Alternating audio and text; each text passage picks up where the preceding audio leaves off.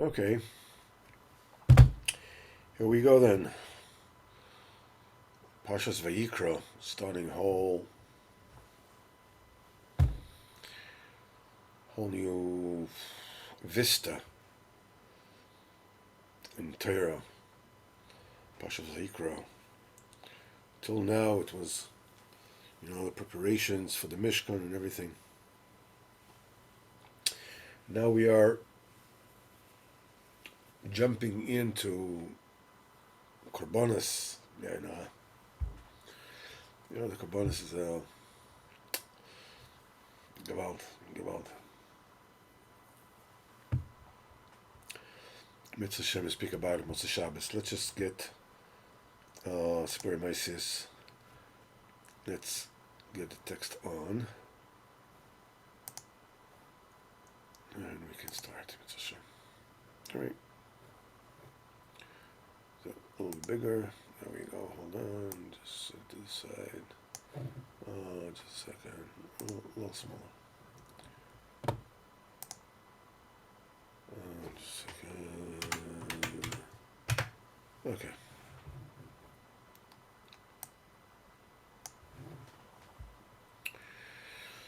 So, the last thing that we were talking about last week was when the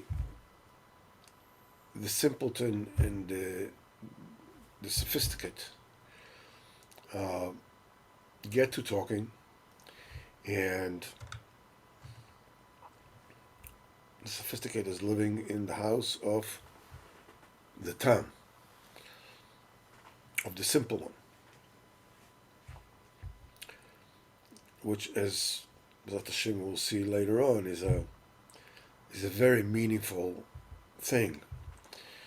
And to start a dialogue, it starts with the fact that the simple one comes to the clever one and asks him, like, why are you so miserable all the time?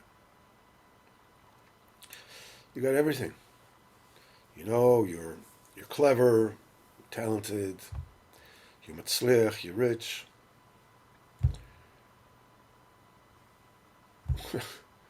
Where did it go wrong? What's the story with you? Why are you so miserable all the time? So take a look at me. I'm always happy.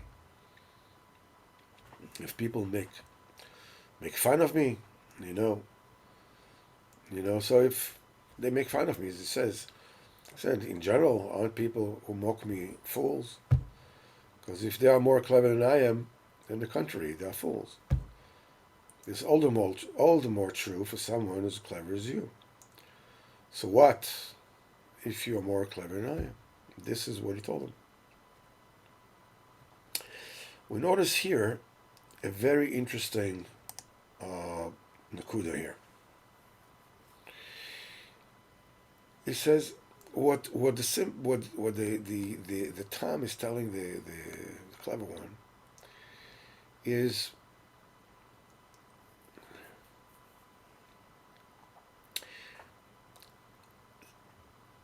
people generally who make fun of me, they're fools.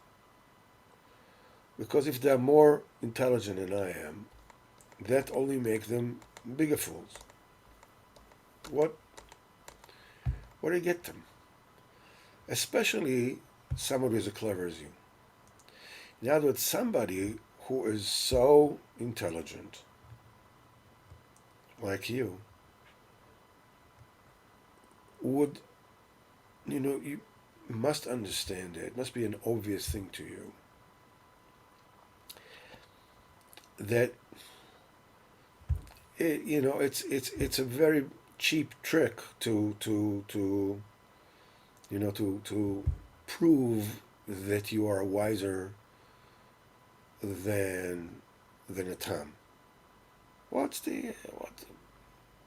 are you bringing to the table? What are you doing? What are you accomplishing? Nothing. And he says, in Hebrew, he says, and what will you be if you are wiser than me? In other words, a person is usually, he gets upset, he gets hurt when other people laugh at him. What happens is he gets demoralized, and he thinks, maybe I'm wrong, maybe I'm worthless. But the Tam is very clear that in his Tmimus there is great Yashrus. That even though his Maisim are far from perfect, but since he is doing whatever it is that he can, that's perfection for him. And this is a very straight machshava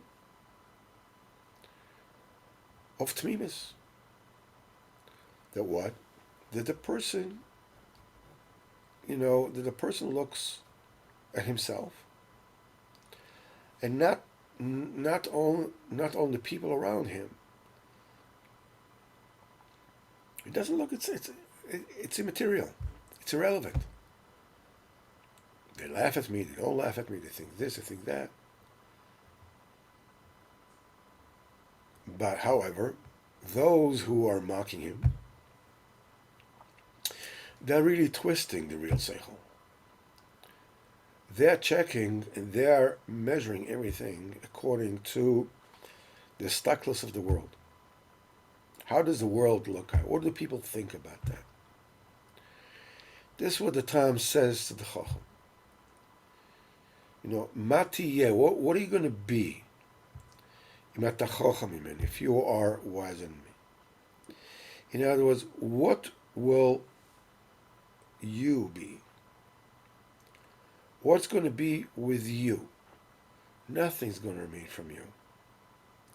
If as long as you are incessantly worried about what other people think of you, you will always be miserable.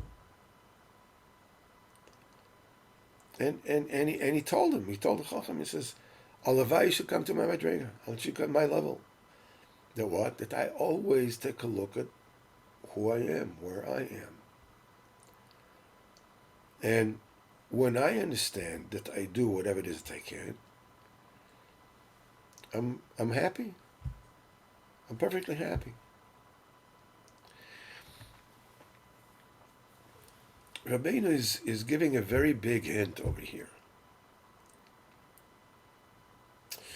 It is the simpleton who is saying this to the Chacham, to the clever one.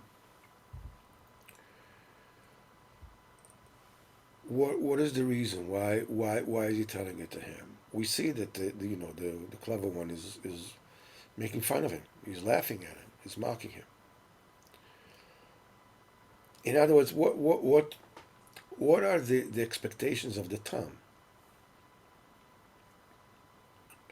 Why is he saying it to the clever one? Rabbeinu is hinting here that also the clever people, they have a chance of changing.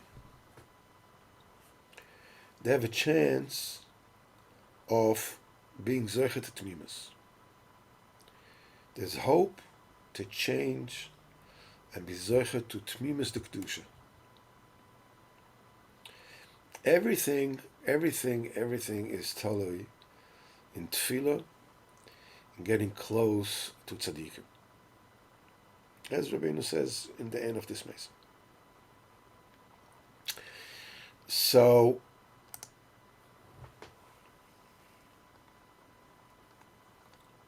so the clever one is laughing at him and says, if I lose my mind, I lose my intellect, may I be like you, perish the thought. But become sick. Because who are you? You're crazy. You're a fool. You're a clown. But you cannot come to my level. It takes talent. It takes whatever. So the Tam tells him, for the blessed Hashem, anything is possible. The simple one is replying. It could happen in a blink of an eye that I come to your level. And the clever one laughed a lot about this.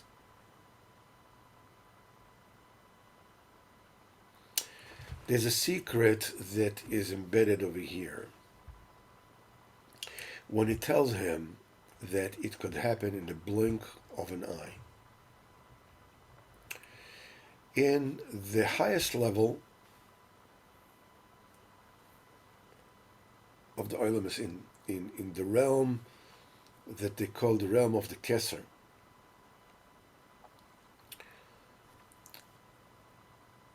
there is, when everything is one, everything is undifferentiated. There's only one eye. In the Bria, there are, the right eye and the left eye. There's Chesed and Gvura. But in the Shirish, it's one eye. The Zohar calls Chad Eina de Rachamim. One eye that is totally Rachamim. It's nothing but Rachamim. And on that level, when Hashem is Baruch is opening that eye, that everything can flip over. In a blink of an eye, literally.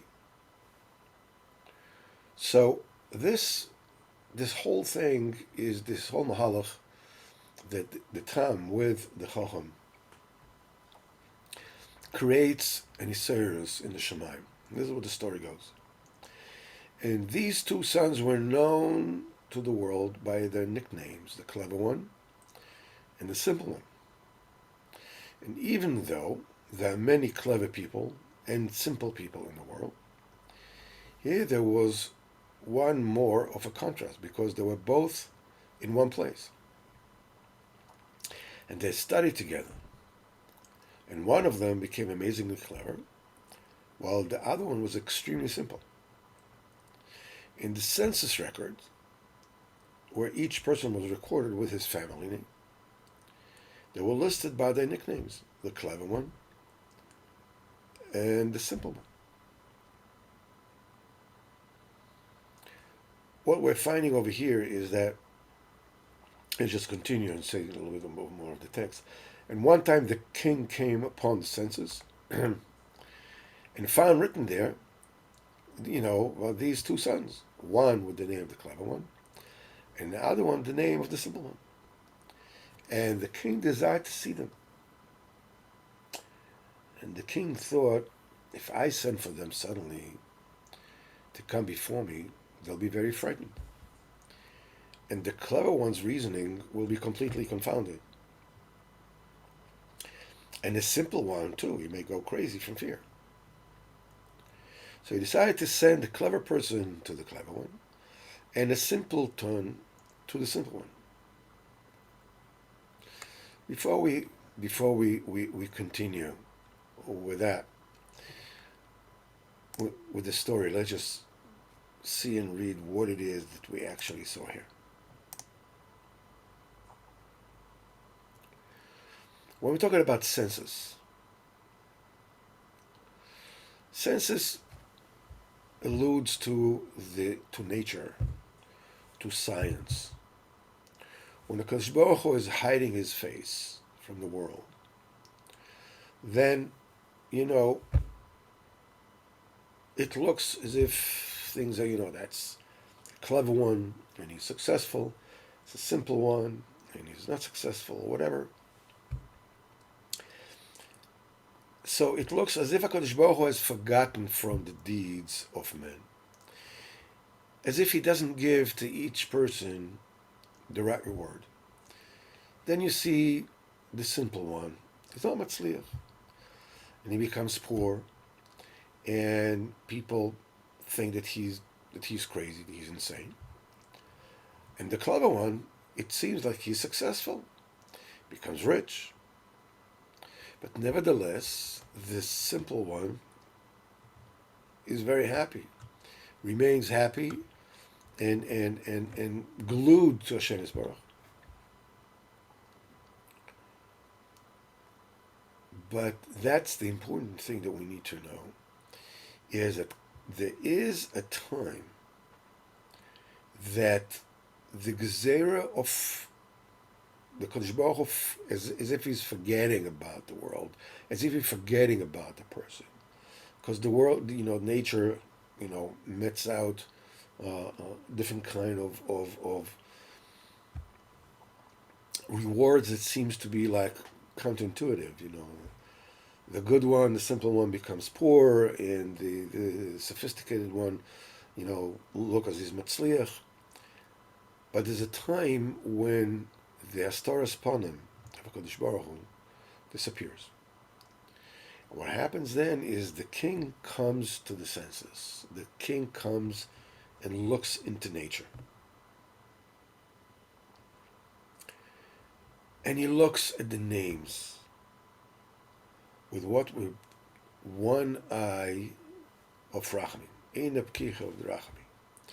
In other words, the supernal Rachamim being exposed. Then HaKadosh Baruch Hu remembers everybody's deeds. He remembers, all the hard work that the simple one had to put.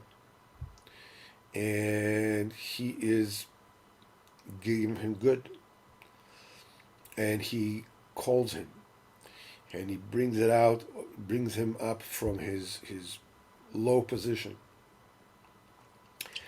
And he brings him up from one madrega to the next. And he gives him all the present in the world. And the fact that we will see that the tam comes before the clever one. This one is called a tam. This is called a clever one. And the fact that the Kodesh Baruch Hu looks at the tam first is because the tam says, "Keherifying, in the blink of an eye, it is possible that I will come to your greatness." As I said before, it alludes to the opening of Chad Eino Derachami, which is clarifying, it's a blink of an eye. Everything changes l'tova. And the fact that it was written in the census, in other words, when the measure of the divine quote unquote forgetfulness, reigns supreme, still,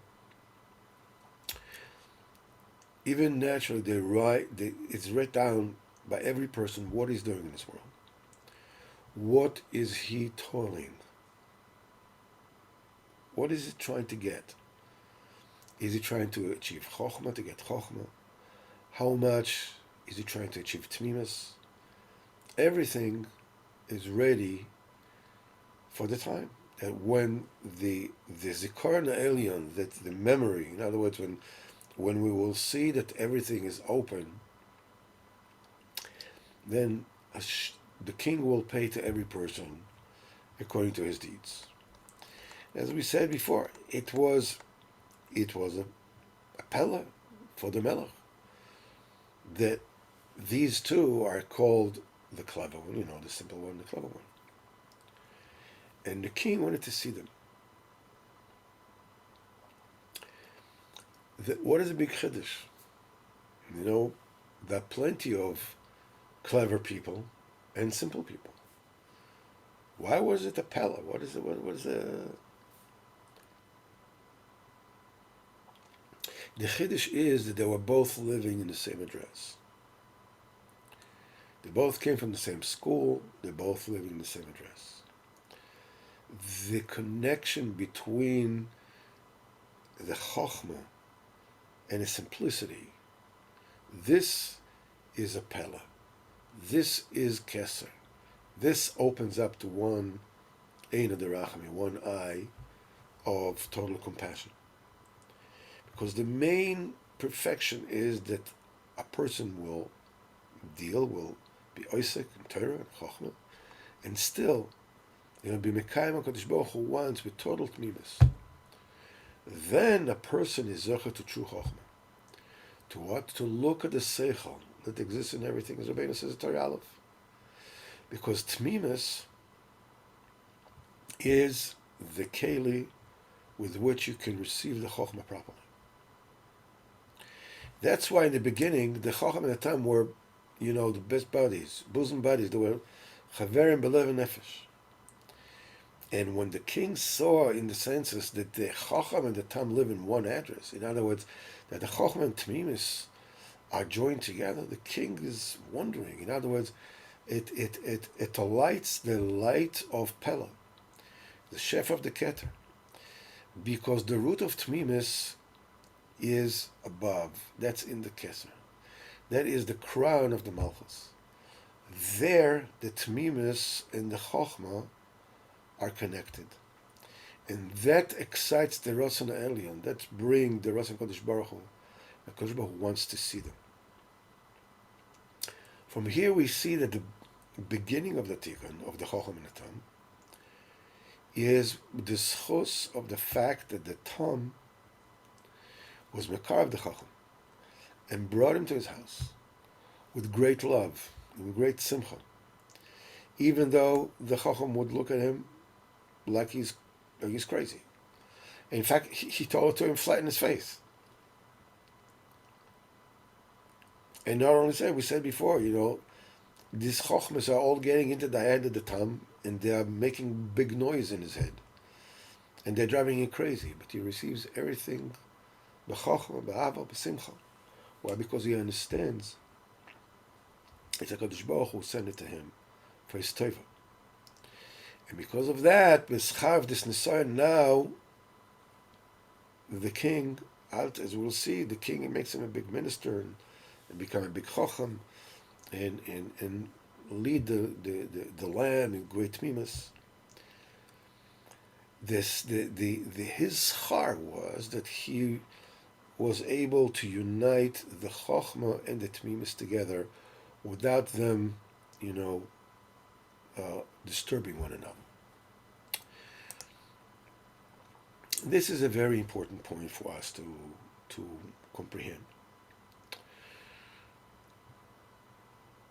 We meet various things that come to us in our lives.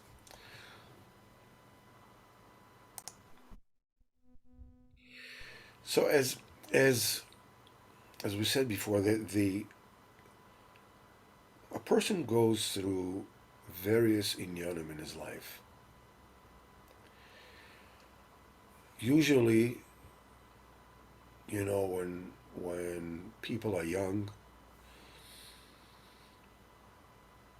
first of all, they insist that everything is possible because they're not aware of their limitations. All right, that could be. But as people grow older and they start to realize their limitations, they accept what's going on with them, and they alter their plans, in accordance to what's going on with them. What is they can do, what is they can't do. The enthusiasm of youth is being paired off. And you sort of concentrate on, trying to swallow up the world. Say, okay, this is what I can do. So when people start out, usually, let's say, I don't know, they do business or whatever it is that they do. So they try to do everything. There are certain things that they can do very well, and there are certain things they're not very good at. But let's say somebody opens up a business, all right? Let's say he can sell very well, or he can buy very well, or he can advertise very well, or he can run the books very well, whatever it is that he's doing very, very well. Usually, what he does very well takes about 10% to 20% of his time. 80 to 90% of his time and effort is invested in doing things he's not good at because he insists on delivering the entire package. Make it a business. This is who I am. B'chlal, that especially for people who are, we're Americans or aware of, influenced by the American implemented things, what we do, is equal to who we are. And therefore, the higher we go, the more we affirm to ourselves who we are, as it were, and so forth and so on. But then comes a stage in life where things come to people that are less desirable. The relationship may not be everything one hoped for. And parnasa is not what everyone hoped for. It can also be the health is not everything that one hopes for.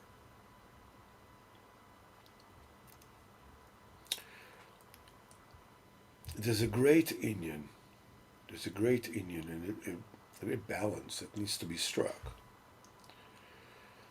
That whatever is happening with me is from Hashem and it is good. On one hand, to accept it completely and totally. And on the other hand, to ask HaKadosh Baruch Hu to better my position, to better my state, parnasa, relationship, health, whatever. They're both right.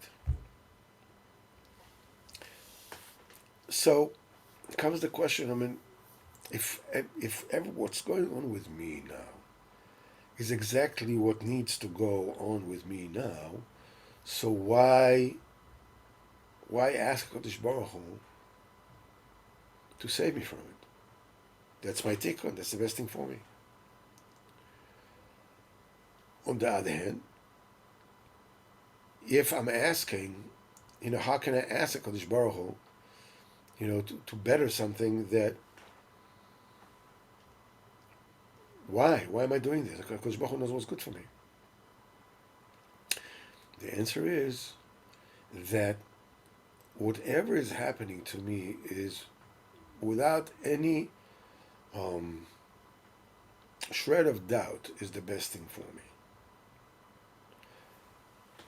But this is before I daven to HaKadosh Baruch Hu about it. Once I ask HaKadosh Baruch Hu to change my situation, to give me refuah, or fix my relationships, or help me with my children, or whatever it is, whatever challenges I meet in my life. Once I ask HaKadosh Baruch Hu for it, until now, the best thing for me was that I would have these challenges. But once I ask HaKadosh Baruch Hu for it, it can change. The best thing for me will be that I will have a refuah shlema. I will have parnasa berevach. My relationship will be 100% fine. So maybe we can understand a little deeper what is the balance. The balance is that as long as I am going through, as I'm confronted with the challenges that I'm confronted with, I need to ask HaKadosh Baruch Hu to help me accept it exactly the way it is.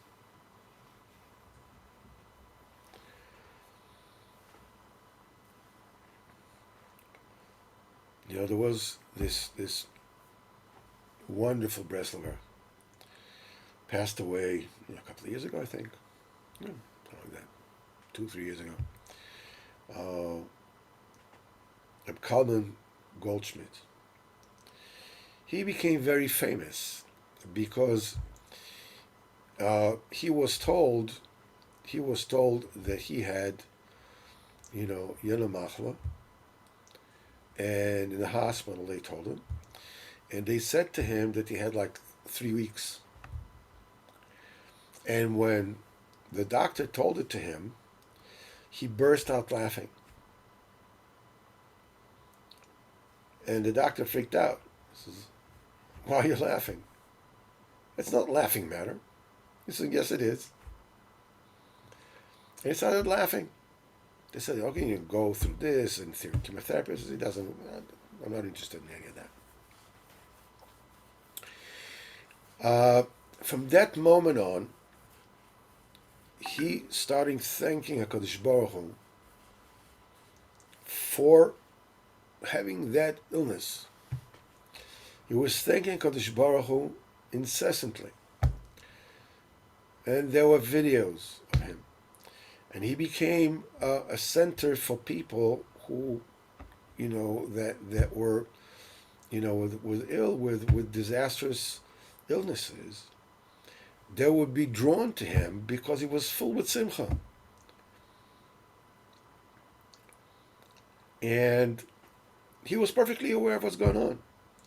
So he dealt with certain natural inyan and whatever it is that he was doing. He lived for 3.5 years. Joyous and in touch with everybody, and everybody came to see him. Avram Fried came to see him, and Lipa Schmelzer came to see him, and rabbis came to see him. They all came to him, and he was dancing with all of them. And somebody asked him, "How do you feel?" He says, "I feel great." He says, "My body doesn't, but I feel great." And when somebody came to him and said, "What are you, what is this happiness that you're projecting? You know where this is leading.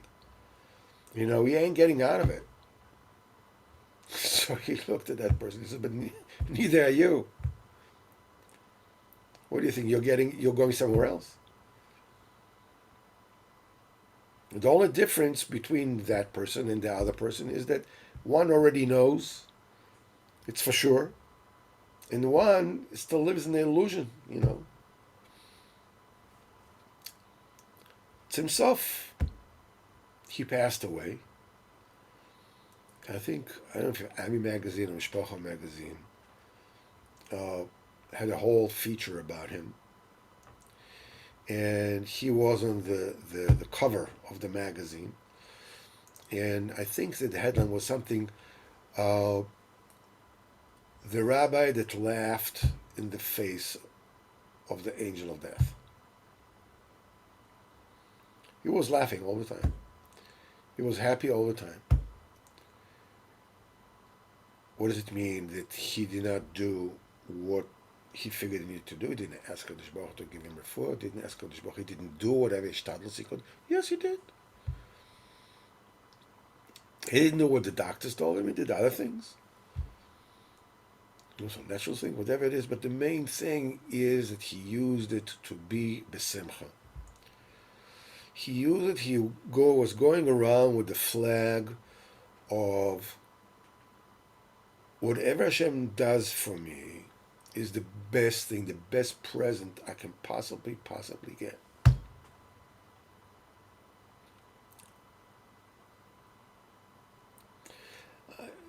Unbelievably inspiring person. The main thing is that we need to know that whatever is happening with us is the Ratzon HaKadosh Baruch Hu, and thank you, Ribono Shel Olam, for me going through whatever it is that I'm going through. Now, that said, please, Ribono Shel Olam, help me and give me a refuah shlema, or give me parnasa, or whatever it is, and give me parnasa, and give me relationships, go get it well with my everything else, both at the same time. Right now, as long as it's going on, thank you very, very much. For the next, for the future, Ribono Shel Olam, help me from that. Take it away. Because when you accept what is going on with you, it's a Ratzon Hashem, there's no need for you to go through it anymore. Because the only thing that was missing from the equation is the Kodesh Baruch Hu. And the more you thank HaKadosh Baruch Hu for what's going on with you, the less there's a need, to put you to the test. HaKadosh Baruch Hu is there. The test itself is HaKadosh Baruch Hu. Now, I know these words sound easy to say. To talk the talk is easier than walking the walk. I realize that. Nevertheless, the only thing you need, the two things that you need tefillah, and you need to lean on Rabbeinu. The schos of the tzaddik is so great that you can lean on the tzaddik. You can rely on him. You can lean on his great koyach, that you'll get close to Kodesh Baruch Hu. Kodesh Baruch Hu hears you. You daven to Kodesh Baruch Hu. The tzaddik will do whatever it is that needs to be done for your tefillos to get to where they need to get, for your mitzvahs to get to where they need to get. And B'ezrat Hashem, you'll get B'ezrat Hashem in this world also, not just the next world, in this world also. You daven, and you lean on the schos of the tzaddik.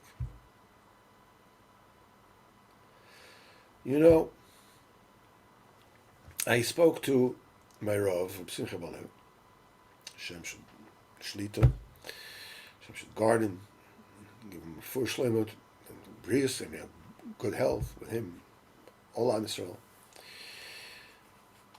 And he asked me, "No, so what's new with you?" So I said, I'm just trying to lean on Rabbeinu's koyach. Rabbeinu's great koyach, great schos. And he said, very, very good. That's very, very good. Very good. So I told him, to be honest, I'm saying, I'm saying the words, but I'm not really there. He said, doesn't matter. Keep on saying it. Say it again and again and again and again. Rabbi Nosson said, there's no greater thing that Rabbeinu said, because no other tzaddik ever said that. When he said, you can lean on my great koyach, he said, no other tzaddik have ever said that. This is greater than everything else that Rabbeinu did with us. It's greater than Kutem Aran. It's greater than Sipurim Maisis. It's greater than the Tikkun HaKlali. It's greater than the Esav Esbeidus. Everything. Greater than everything he did is the fact that he warned us to lean on his great koyach.